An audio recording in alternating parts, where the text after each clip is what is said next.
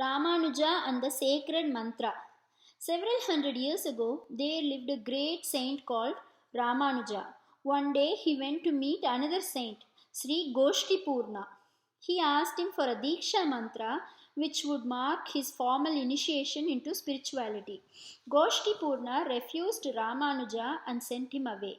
But Ramanuja did not give up. He went to the master again and again and begged him for Diksha. But Goshtipurna was adamant.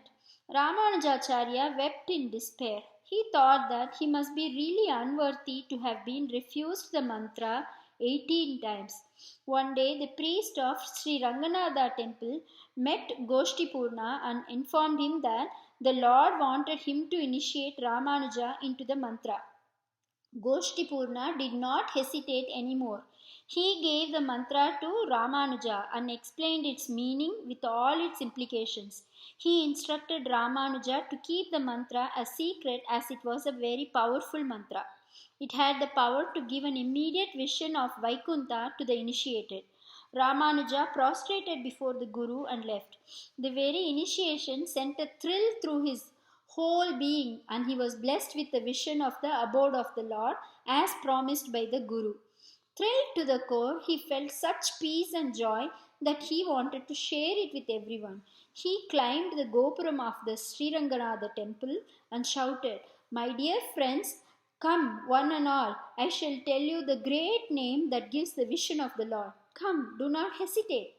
Fascinated by his beaming face and sincere words, several people gathered around him. Then he gave them the mantra which had been given to him in great secrecy by his Guru. A wave of joy passed through his listeners, and more people gathered to receive the mantra from him. Thus, the name of the Lord spread far and wide.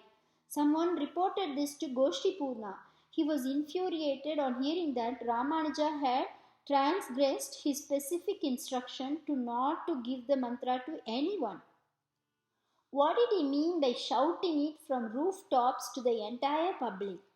Exactly at that time, Ramanuja with a beaming face came there with his disciples.